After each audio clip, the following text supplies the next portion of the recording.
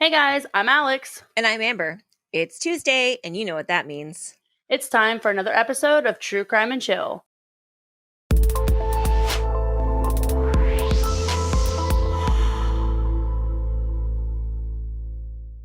Hey chillers, we are back after a short week break. We are so sorry that we deprived you of an episode last week. However, Amber and I are both human and our real lives actually ended up demanding some extra attention. So I do want to thank some of the fans who did reach out and be like, "Hey, are you guys doing okay?" and stuff. We are fine. We are good. We had some real life issues that we had to handle. Life. Yeah. COVID life. Not just life, COVID life. And Yes. you were really busy. You had a lot of personal stuff going on. You were out of town. I'm really glad you got to take the time for yourself, though, because, Right. been there. It was nice getting out of town, but you were busy too. You Oh, had a lot of issues going on well, and so for those of you who don't know, and I'm going to let you into my life a little bit, I started my own business back in August. And so there are some weeks where, I need to put a little bit more of me into it. And because I was fully working like the whole Thanksgiving weekend and everything else, I hit a wall and I was just like, oh my God. we need a break. But never fear, we will never go away for too long. We just needed a break. Yep. However, we are back. Yes. And I am so excited to bring you this week's episode. Amber has never heard of it. And honestly, it's one that I have actually been holding in my case archives for a very long time. Well, and I've come to realize that when you say that, the case is usually going to be pretty good. I mean, I try. I really do. I try. But this week's case is all about the Pettit murder that happened in Cheshire, Connecticut. And I probably just butchered that, and I am so sorry. Well, let's get to it. Okay, so we're going back to the beginning, as usual.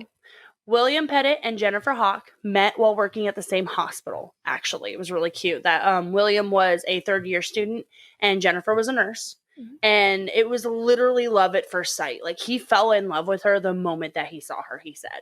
That's the sweetest. Right? I watched interviews and I read articles and stuff, and friends and family were like, yeah, no, he saw her and he knew that she was the one. And he was so into her that he tried to do that thing where you try to impress somebody by showing them oh yeah, I totally know how to do whatever you're asking me to do, even though you might not know. And so I think he was trying to take blood pressure on a patient or whatever. And so he was trying to be all macho about it, oh yeah, I totally know how to do this. And instead he failed epically, but she was just super kind and super patient with him and showed him the right way to do it. And it kind of made him fall even more in love with her, because instead of her being oh meh and everything, she was just oh no, here, let me show you how to do it. So instead of her being really what, Alex? Yes. You know what? Hush. But no, it was a really sweet thing or whatever. So she was just really cute and patient with him and stuff. And so it was just kind of that cute little romance that blossomed. That's really, so I come from a medical home. And my mom is a nurse practitioner and I don't have any stomach for it. I think the last time I took a first aid class, I actually passed out. Oh my goodness. And that was just a first aid class. So you're yeah. Anyway. But so Jennifer actually ended up working, when they met, she was working as a pediatric nurse, and she ended up continuing working as a pediatric nurse. William, when he finished his schooling, he actually went to work in endocrinology. Mm-hmm. So it was just, but they just meshed well together. After marrying, they ended up having their oldest daughter, Haley, in 1989, and Michaela in 1995. When Haley was actually 7 years old, Jen was diagnosed with MS, multiple sclerosis. So though Haley was only 9 years old at the time, she really wanted to show her mom that she supported her. She really wanted to be you know what? Yeah, that's my mom. She's got this thing going on with her and I'm supporting her with it and stuff. So she ended up joining in on the annual Connecticut MS walk that they do every year. She reached out to friends and family and was like, hey, can you guys donate? Can you guys do this group with me to walk and stuff? And so she ended up creating this team for the MS walk that walked every year that was called Haley's Hope, that she named it. And for 7 years since her mom was diagnosed, she raised over $50,000 to donate to the MS Foundation to try and find a cure. That is a determined girl. Yeah, she really was. Like, from what I could find in articles and interviews and stuff, friends and family actually described Haley as she was a very quiet and motivated girl. She did well in school. She excelled at most things she put her mind to. Uh, but because of her modesty, she never really boasted about it. So she's never the one going around being like, "Oh, hey, look at all the stuff that I did." But her parents, on the other hand, were completely different. They were like, "You know what? No, this is our kid. Like, this is what she's doing. Like, we're so proud of her. Like, look at all the stuff that she's accomplished." And she actually had accomplished a lot of stuff by the time she was 17 years old, when she had ended up dying and stuff. But Haley was actually so motivated that she planned on attending Dartmouth to follow in her father's footsteps, and I believe actually study in endocrinology as well. So she was just a very ambitious girl. Now, her sister Michaela was also a very ambitious little girl and stuff, and she loved to cook. Like, every interview I've read about Michaela, she loved to cook. She wanted to go to cooking school. She wanted to do this. Like, she 11 years old, and this girl was making full blown like meals and stuff. And like, she cooked for her family all the time as she got older, and actually had planned on taking over Haley's charity for MS when Haley went to college, and then rebranding it as Michaela's Miracle.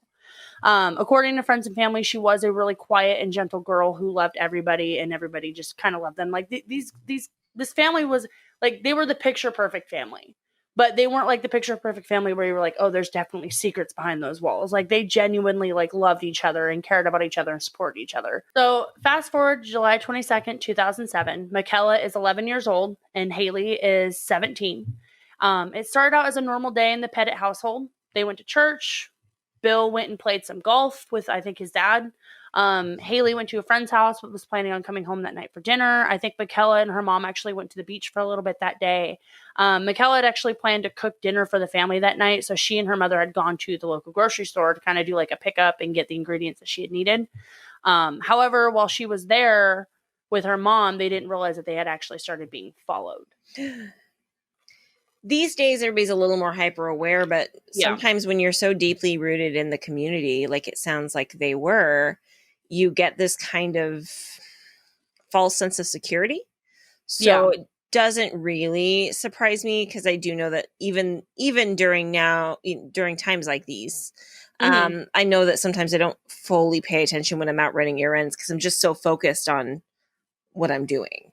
Yeah, and that's how I am and stuff. And like, it was a very it was a really tight knit community and stuff. Like, this was a really tight knit community.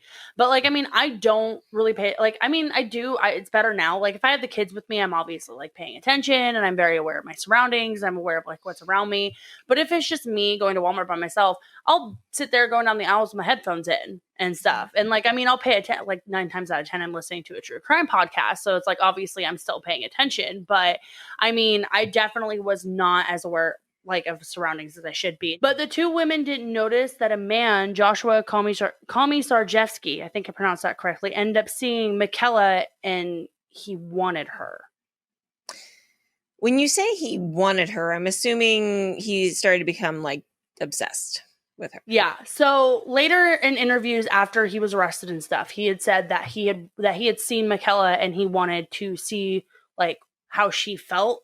I guess like he saw her, and he basically wanted to prey on her.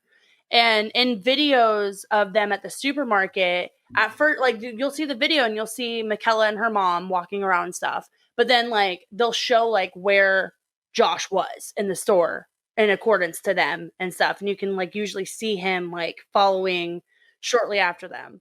So what had happened is like, he saw them leave the store. Like, they checked out, and he checked out, and he left the store with them, like behind them.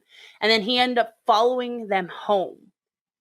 So he found out like where they lived and stuff like that. So police at first thought it started out with him like seeing them wanting to like, you know, do a robbery. Like, oh, hey, these look like they're a well-off family, like follow them home. Yes, they have like a nice house, like they look like they have money, like we could probably get some money out of that. But Joshua ended up saying later on that no, that's not what it was intentionally. Like, that's not what it was at all. However, he ended up texting his friend Stephen Hayes. They ended up sharing a halfway house room together after they had both gotten out of jail. So that's how they knew each other. And got him roped into it, basically. He told him the plan was to just like, you know, he was like, it's easy money. Like, it's just going to be a quick burglary. Like, you'll get cash that you need. And Stephen was like, yeah, sure. Okay. And like, Stephen had really done nothing more than just petty burglary and stuff like that. As they waited for the perfect time to strike, the two men actually ended up sending a series of texts back and forth to each other. So around 7:30 that night, the text kind of went like this. Like, Stephen messages Josh and goes, I'm chomping at the bit to get started. I need a margarita soon. After an hour, Stephen kind of messaged Josh again, and Stephen goes, are we still on? At that time, Josh goes, yes. Stephen goes, soon, ?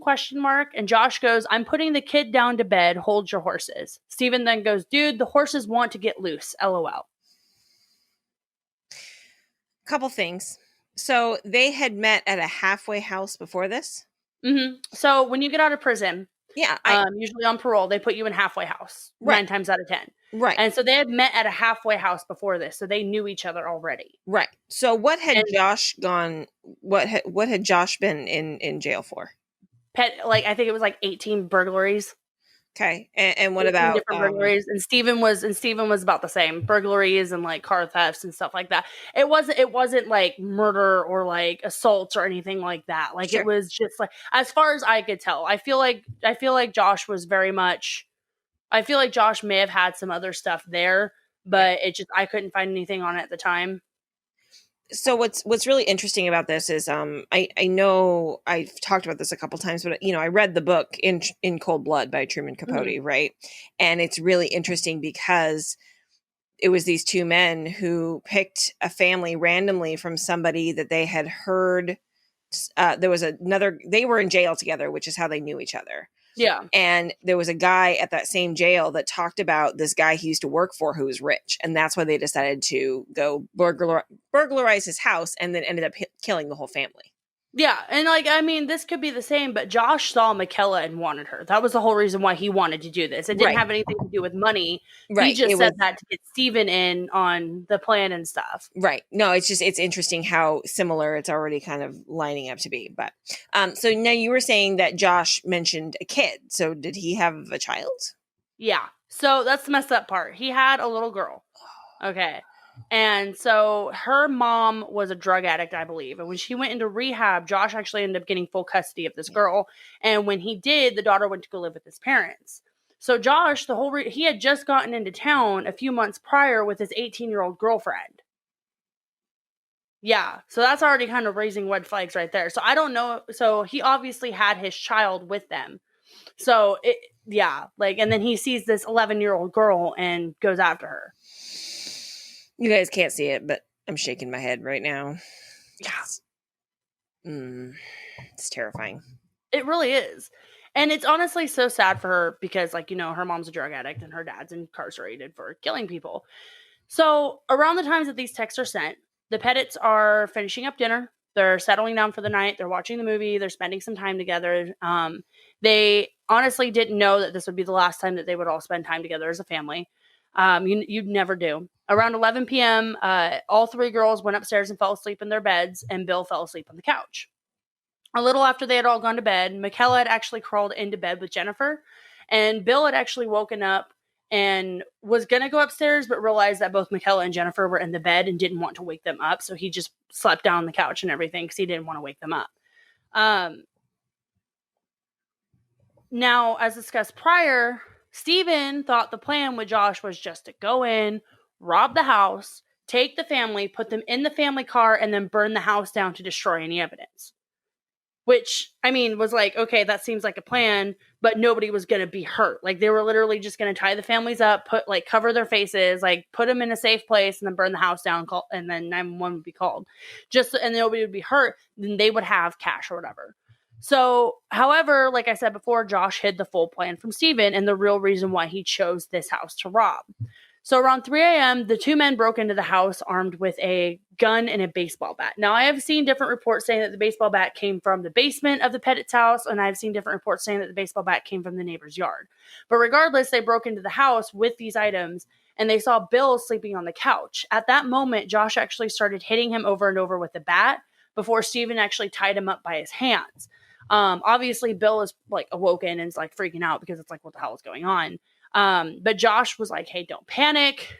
We only want the money. Where's the safe? Like, tell us where the safe is, and we'll let you guys go as soon as we take the money. And Bill's like, we don't have a safe. We don't have a safe. Like, well, and I'm guessing Josh probably knew that they didn't have a safe, or he probably knew that they didn't have, like, I mean, he probably knew that there were valuables in the house, but he probably didn't think that there was a safe. or he hoped there was a safe in order to kind of clear any reasons why he wanted to be there.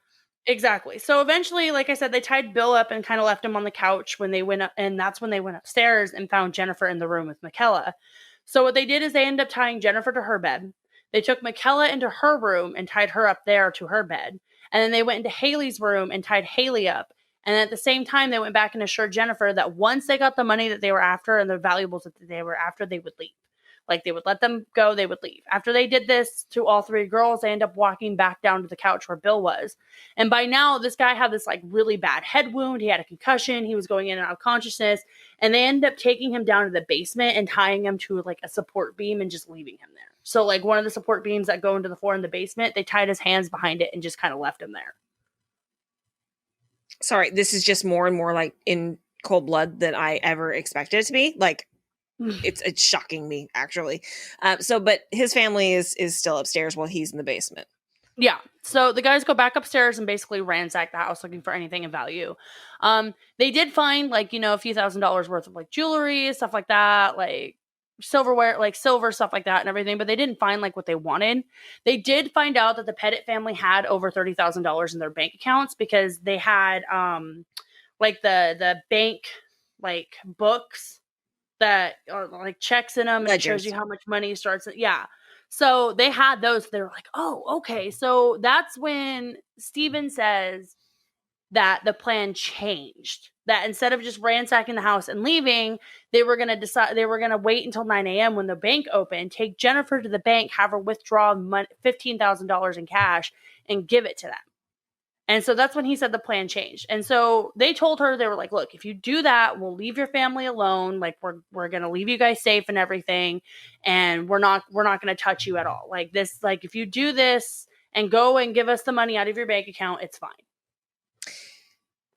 Obviously, none of this was incredibly well thought out for a number of reasons. And I mean, obviously us, you know, being fans of true crime and watching how, you know, previous crimes have played out. And obviously this one didn't play out well if people are in jail and people are dead. But I just, you know, first of all, what moron thinks that somebody's just going to have money laying around their house in a safe? Nobody does that anymore. They have it in the bank for reasons like this. Yep. Okay. I get that there are people who stuff dollar bills under their mattresses and stuff, but nobody really in today's day and age or in 2007 has money just laying around the house, because all of our money is electronic at this point. It's electronic. Like, people might have, like, an emergency fund stashed away somewhere, but, like, definitely not, like, more than definitely not more than, like, $200. Right. Like, I know I damn well would not keep more than $200 in emergency fund in my house. Like, but also, the other part of this is, how the heck do they think they're going to get away with her withdrawing $15,000 from the bank and them not questioning it? Because you can't take that much out of the ATM. You have to physically go in the bank to get that much money. You know, and then what's he going to do? Be there with her to do it so that he can make sure that she's not gonna. We're getting to that. But me pre-thinking it out. We're getting to that. So before they end up going to the bank, Steven actually left the house and drove to a gas station a few minutes away from the house. He then was caught on security cameras buying $10 worth of gas and filling up the gas canisters before heading back to the house and grabbing Jennifer. And because the plan that he thought where they were burning down the house. Yeah. So, like, that's where that would come in. So it's like, okay. So he gets back to the house. He grabs Jennifer and takes her to the bank. And she's on security cameras. And she's, you know, she's dressed in, like, this white top. Like, her hair's brushed and everything. Like, she looks put together, like, obviously. But, like, he takes her to the bank. And once there, like, he's out in the car waiting for her. And she goes inside. And she's able to, like, pass a note to the bank tellers, like saying, hey, this is what's going on. And like I said, she was actually caught on video here as well. And this is actually this is the last remaining video evidence of her alive. So did the bank teller like not notice or not call the police in time? So they did. They ended up, as soon as the bank teller saw the note, she wasted no time in grabbing her manager. At that time, another teller was grabbing the $15,000 for Jennifer, because they didn't want to kind of make anything look weird, because Jennifer was like, look, my kids and my husband are still in this house. If you guys do anything, he's going to know, and all this other stuff. So as soon as like the bank manager got this note, he immediately was on the phone with 911. They were talking to 911 as Jennifer was in the bank. And Jennifer told him, like, they got on the phone with the police around 9:20 a.m. And like I said, that was when Jennifer was still in the bank. And she said that she had to leave as not to draw suspicions with Steven. But she did tell the tellers, like, who told the police she didn't think the men were going to hurt them. They seemed really nice. Like, well, I mean, like, not nice, but they seemed like they just wanted the money. And they didn't seem like they were going to hurt them. So police were actually dispatched. And this is where a lot of people had a lot of issues with it. With this case, because the police were dispatched to the house, but they set a perimeter around the house and they were hidden in the bushes. They didn't make any move to actually go inside the house yet. I mean, that was my exact look when I started reading this case. So I get it, but I don't, because at this point, it's a hostage situation. Yeah. In which case, if they bust in, they don't know what's waiting for them. The door could be booby trap. He could just go on a killing spree and just kill them all, and then they can't save anybody. I mean, I get it to a point, but at the same time, why would you set up perimeter around the house and then just not do anything? Like, it's like literally all they did was just sit there. They didn't try to make contact. They didn't try to call inside the house. They didn't try to, get Jennifer and then take Steven into custody to try and figure out, like, how they could get Josh without hurting the other three. Like, they didn't. The only thing they did was dispatch officers and have them set up perimeter around the house. But then again, she made it clear that she didn't think that they were going to be hurt. But at the same time, as a police officer, you're law enforcement. You're law enforcement. As much as you want to believe that when people say that, So once the police were actually set up outside, inside was starting to literally get 10 times worse. Like, while Steven and Jennifer were gone, Josh got to the real reason why he went to the house. He ended up going to Michaela's room. And ended up just raping her over and over and over again. He actually ended up taking videos and pictures of it on his phone so he can keep it as souvenirs. And when he heard that so at this time, Steven and Jennifer were pulling back up into the driveway. At this time, cops were watching them pull back up into the driveway, watch both of them get out of the car, and watch both of them walk inside the house. Okay. And so when Steven and Jennifer walked inside the house, Josh came downstairs and told Steven what was going on. He told them, oh, hey, this is what I did. Like, here's the photo proof and everything. And for some reason, this prompted Steven into dragging Jennifer into the living room and proceeding to rape her as well. And mind you, Bill is still downstairs. He's still downstairs, tied up to this pole, listening to his daughter get raped and then listening to his wife get raped. And he said that he said later in trials and stuff, he told the jury that he just kept hearing Steven say, it'll all be over in a few minutes. This will be done soon. Stuff like that. And because of that, he finally got a burst of adrenaline. He ended up escaping out of a window in the basement and then ran to a neighbor's house. And the neighbor, he was so badly beaten that the neighbor didn't recognize him. So, the neighbor is obviously calling 911. The cops are already there. So the cops come up to Bill with, their guns drawn. And then they realize that, he's actually, one of the members of the house and stuff. And so all hell just kind of starts breaking loose after this. Shortly after Bill had escaped, Josh had gone downstairs and realized that Bill was gone and goes upstairs and tells Steven. We're just going to unpack all of that because that's a lot right there. Yeah. Yeah, it is. As soon as the police saw Bill run out of that house in the state he was in, they should have busted through that door as soon as they could. Because, like, if he's coming out of that house looking like that, and you just saw the wife and one of the kidnappers like go inside the house. I mean, right, but to what end? They don't know, the surveillance in 2007 is not the same as it was in 2017. But the thing is Bill's telling the police officer they're raping my family. They Right. are raping my And family. I'm not, and I agree that they should have then bust in at that point. Well, and then he told them, he was like, they have a baseball bat and a gun. He told them that that's the only things they have. They have a baseball bat and a gun. One of them has a gun. Right. And stuff. So he was basically giving them all this information while they're just in there just having their way. And like the only one who wasn't touched was Haley. Sure. But consider the fact that this is a concussed man who's already seeming pretty confused. So what if the information he gave was incorrect? But I mean, I'm not saying that the police shouldn't have acted. Please don't misunderstand me. I just thinking about it. And they got into a lot of trouble after this case. Like a lot. Like the public was pissed. I bet when they found out the details because they were waiting. Because like the thing is, like if they had tried to make contact with the guys, like tried to make contact, like call inside the house, like, hey, we know that you're in there. This is what's going on. What can we do for you and stuff? That would have been and shit just went downhill like that. That would have been one thing. But the fact that they didn't make contact right at all, like that's something that the public had this huge issue with because they were like, you literally you just sat there. Like, what was the point of you guys even being called if you guys were just going to sit there? And I get it, the logistics and everything. I get, like, you're going in on something that you don't know, but it's two men. And she told them, like, she told the bank teller, she's like, it was two men.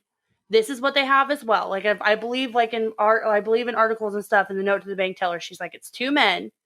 They have my daughters and my husband, like, at the house. They are holding us hostage. This is what is going on. They said all they want is money. But at the same time, it's like, yeah, the public especially felt like the police could have done so much more with this. Yes. No, like, I don't disagree. Because you're right. They could have immediately snagged them when they left the bank and then infiltrated the house. Yeah. They could have infiltrated the house and then waited in the house for, because Josh was by himself upstairs. And there were multiple entry points all around that house. Yeah. They easily could have sent, like, I mean, I'm not downing law enforcement. I'm not downing law enforcement, but I do think that it sounds like there wasn't a great idea of how it should have been handled. Like, it doesn't sound like they were really trained for something like this, and so it wasn't handled well.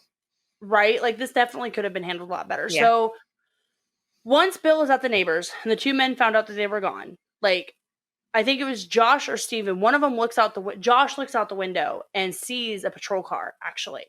Like, because they started kind of coming out once Josh came out. So Josh looks out the window and sees the patrol car. And as Bill is telling the policemen and his neighbors that the girls are still inside the house, Steven then starts strangling Jennifer on the floor and kills her. Oh, that's dark. Like, Josh told Steven there's cops outside. And so he strangles Jennifer and kills her. And once he does that, it goes from 0 to 100 like so quickly. He starts pouring gasoline all over her body. Josh goes upstairs and starts pouring gasoline anywhere and everywhere he can. He pours it, like, Haley is still on her bed. Michaela is still on her bed. Like, Michaela is, like, hanging, like, off her bed sideways and stuff.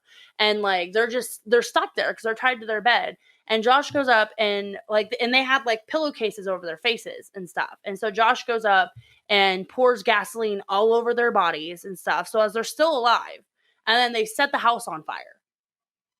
And so they attempt to flee in the family car, but again, they're caught super quickly. But unfortunately, because they weren't expecting the house to be set on fire, police had to wait for a fire department to get there to actually put the fire out. So by the time the fire department actually got there and the fire was contained, for people to go in and see if they could actually save the girls, it was too late. So 7 hours, like this whole thing took 7 hours from the time that they broke in to the time that the fire was started. 7 hours after the home invasion, Jennifer, Haley, and Michaela Pettit were dead. So I'm going to interject for just a second. The fact that the police did not intervene when the house was on fire tells me that they were grossly untrained. Oh God, yeah. Oh God, yeah. Like I understand, like, oh God, it's a fire. We need to wait for like fire department and stuff. But at the same time, no, I don't see that. I do not see. I'm sorry, but a policeman has a lot of the same training with that. Yeah. I'm not going to say all the same training because they are very, very different things. I don't understand why one of them didn't try. Yeah. And that's the thing is they all waited until the fire department. Yeah, they all waited until the fire department got there. And so like that's another huge thing that the public had with this case. It's like, you know, it really felt like that the police didn't do a damn thing to try even if it was too late for Jennifer, and stuff, the girl still could have been saved. And like the ensuing trial was terrible. Like the family of the three girls had to sit there and listen to every detail of what happened. Like Bill had to sit there and listen to what happened to his wife and his daughter by these two men. They had to sit there and listen to the coroner say that Haley actually escaped her bindings off her bed. And she ran out of her room. Like she had almost escaped, but unfortunately the smoke inhalation was so bad that she ended up passing out and she was found at the top of her stairs. Now, Michaela was still tied to her bed. Like Michaela was still in the same position. Like she died in the same position that she had been left in. And all three girls had second and third degree burns, but they don't know if Haley and Michaela's happened before or after they died. So like this guy, like this family had to sit here and listen to like the coroner be like, yeah, one of your girls escaped her bindings and almost survived. And she probably would have survived if somebody had gone in there and tried to get her out and stuff. And I get it. Okay. Smoke inhalation is literally the number one cause of death in fire. So like if you're in a burning house and stuff, you're more likely to die from the smoke inhalation than you are to die from the actual burns, because that's what's going to kill you quicker. So it's like, I get it. You don't want to send somebody in and risk them passing out and dying too and all that stuff or whatever, because that's just a huge mess as well. But at the same time, like this girl was literally at the top of her stairs, like before she had passed out. Like when she had passed out, if they would have gotten her out after she had passed out, she probably still could have survived. So they had to like just they had to sit there and just listen to all this, and it was terrible. And Steven and Josh ended up having to have separate trials and stuff. So they both had separate trials and everything, and they were both actually sentenced to be executed. However, in 2010, Connecticut abolished the death penalty completely, and that includes cases that were on death row before 2010. So basically, both men are on death row, but they're never going to actually die unless it gets overturned. So they're both serving life sentences without the possibility of parole right now. Josh's team actually tried to file an appeal because they thought that they could get a different sentence out of it. Steven actually accepted his sentence, even saying at his trial, basically like, you know, I deserve to die. I am so sorry for everything that I've inflicted on this family. And like basically just apologizing for his actions and stuff like that. And like saying like how sorry he was that he took these people away from this family and stuff, which was really weird. But at the same time, it's like, okay, well, moment of clarity. No. And remorse, which is it's a big deal. I just, oh yeah, I can't imagine there's just so much trying to move on from that. Like that's terrible. It is really, really awful. Especially like this guy probably has severe PTSD because, you know, all three of his family members died. And then it's like, you have to wonder if he sits there and thinks, maybe maybe I should have gone upstairs instead of running to the neighbors. Maybe I should have done this. Maybe, and the poor guy is just going to blame himself for the rest of his life. Yeah, the what ifs would just haunt you alone, let alone like thinking about just. And poor Michaela, I can't. Like this girl was 11 years old. Like 11 years old. And I'm sitting here like, you saw this girl. Like you saw this girl and like you saw this girl and you just said that you wanted her and you went and you took her and you killed her and you killed her family and stuff, and you left this man. Like he had a wife, and like his daughter was going off to college, and his youngest daughter was about to start middle school, and Yeah. like it was just this huge thing, and I'm sitting here like, what? It's a crime that got grossly out of hand due to a few different factors. Starting with the escalation from the criminals, like what? Because I mean, I get it to a point, because once you're in it, once you're in it, you're in it, right? And just Mhm. escalating it, even though it's getting worse at that point, it's like, well, what's it matter? It's kind of like when you cheat on a diet, right? I know they're not really Yeah. exactly the same, but it's like, you eat the one cookie and you're like, well, I already had the one, and well, I've already destroyed my diet for the day, so it doesn't matter if I have ice cream now. You know what I mean? Like it's almost like this, that same mentality. I'm not saying it's the same thing by any means, but it's kind of that same mentality, I think.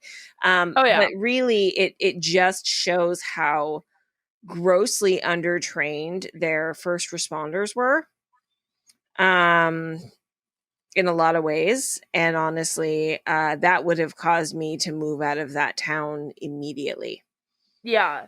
And Um, like what's even like it's just this whole thing, and like I guess like after like they were arrested, like Josh like was like super helpful and super just like giving information, but he was like trying to pin it all on Steven. And then they sit down with Steven, and Steven's like, no, this is literally what's going on. Like this is literally what's going on. Like, yeah, Steven was a violent offender, but like he never actually like killed anybody, and he never like hurt anybody. He was just he like from what I know is like he like Josh was like had like 12 counts of burglary, and like he was sentenced to 9 years in prison in 2002 but got out on parole and stuff. And but Stephen raped and killed Jennifer. and like Steven was like a drug addict. Like he was a drug addict and stuff. So like it was a huge jump from drug addict and like burglary to rape and murder. Right. And stuff. But like when they actually sat down with Josh, they were like, this guy's a fucking psychopath. Clearly. Because just the way he was, just the way he acted and stuff. And you're sitting here, and it's like his tapes are actually out on the internet and stuff, like his interview tapes, and I'll see, and like I'll link them in everything and stuff. But like I just like Josh showed no remorse during his trial, like none. He actually tried to like blame it all on Steven and say like, oh, I never planned on killing anybody and like all this other stuff. And like he said like oh god, what is it? I am so sorry. This is a debt I cannot pay. Like, I'm so sorry and everything. Like, I'm never going to be able to live with this and everything. But, like, Steven was like, look, no, I did this and this was terrible and I'm sorry. And, like, I deserve the death penalty completely if you guys give that to me and stuff. So, like, when he was put on the death penalty, like, he was like, okay, good. This is what I need. Like, this is what I deserve and stuff. And I'm just sitting here like, what? And it's like, I don't know. Like, it's just like, and the police officers, like you were saying, like they honestly, they could have like stepped in, like, cause like nine, cause like 9:20 Jennifer's at the bank. Okay. Right. 9:20 Jennifer's at the bank. 10 o'clock, the house is on fire. Right. Literally. And like I said, hindsight's 2020, and we can sit here and go, they could have done this, they could have done this, they could have done this. But it's really apparent to me, and it's sad that it happened this way. Yeah. And I really hope that they have since been trained better. But it's really apparent to me that they were grossly undertrained. And I imagine this is, again, just, this is my opinion and, whatever. But, this was a small community. Stuff like this, doesn't you happen. always hear it. Stuff like that doesn't happen around here. It doesn't happen here. We're such a good community. Right. But all it takes is one outsider. That's what people thought of Port Angeles too. And then that poor girl, I remember when I was in like 8th grade, that poor girl was found strangled to death on the waterfront trail. Oh, that's like that was that was the first like big thing I ever heard that happened in the town. I remember when that happened. Oh, like it was not the first big thing. No. That I remember. And my big one was when I was in 7th grade. Because there was right. There was a little boy and a little girl who were shot in their beds by their stepfather who lost it. And I had just seen them. They lived a block away from me, Alex. This happened a block from my house. Yeah. Like Port Angeles is And like, we could walk the span of it in 30 minutes and yeah. And the guy, you know, and he held the rest of the family hostage in the bathroom. And yeah. one kid escaped. And I'll never forget, like a week later, the girl that I was hanging out with in school at the time was, you know, she used to make fun of this kid so bad. And, you know, she was laying into him again. And I was like, dude, do you not know what just happened to him and his family? You know, like, do you not know? And he ended up changing his last name. This is kind of an interesting story. He ended up changing his last name. And so later, when I ended up working at the same place as him, he made reference to knowing me from school. And I was like, I don't remember you. Like, what? Oh, I mean, it's not the first time it's happened where somebody knew me in school that I didn't know who they were. Not that I was a popular kid. I was a computer geek. I hung out in the computer lab all day long. But, you know, it was one of those things where I actually started, and then the story came out, oh yeah, my little sister was shot. And I was like, you know, You're like, wait a minute. My brain exploded. I was like, oh. Like, yeah, you know, but like you look at it, you look at it and everything, but like that wasn't publicized. Like people don't talk about that. Like the first big, like people still, like there are people in town who still don't know about the thing that happened like on the waterfront and everything. Right. So it's like people like look at this and it's just sad. It's just whole case could have been handled so much better. But that's what I'm saying is that, you know, small communities like this, especially, you know, even now, but especially as you go farther back, right? More and more you see it's a small community. This thing doesn't happen. This kind of stuff doesn't happen here. This kind of stuff doesn't happen here. That happens in the cities. That kind of stuff doesn't happen here. So then you end up having police forces who are not prepared. Yeah. First of all, I mean, think back to Columbine. Do you really think any single person in that entire community ever thought something like that would happen there? Oh God, no. Especially because it wasn't happening in schools prior to that. Right? So it's not an uncommon tale of people being unprepared because for something like this. Stuff like this doesn't happen here. Okay, well, but what happens if it does? You're supposed to be the first line of defense. Exactly. Where is your training for that defense? Exactly. So, anyway. So since the murders, Bill has actually recovered physically, and somewhat mentally, obviously. He ended up actually retiring from medicine to create the Pettit Family Foundation. The goal is to, quote, continue to raise and distribute funds to fulfill our mission to help educate young people, especially those with interests in science, to help support those with chronic illness, and to help protect those affected by violence, unquote. That seems like a really excellent way to honor his family. Yeah, so he started that. The murders actually resulted in a few other people in the town kind of forming together some other organizations and stuff. One was a Cheshire's Lights of Hope. It's basically founded by a resident and her husband. It basically, what happens is luminaries are placed out on the streets of town. It takes place yearly, and its aim is to kind of bring the locals together so everybody can kind of get to know each other and stuff. And it happens every year. The first year, all the money that was raised from it went towards the Pettit family. But now it's a nonprofit, and it helps it focuses more on the town than on the murders now. Like the first year it was focused on that and everything because that's what it was organized for. But now it focuses more on like social services, food pantries, scholarships, things to help domestic violence victims, stuff like that. A little bit of the money still does go to the Pettit family.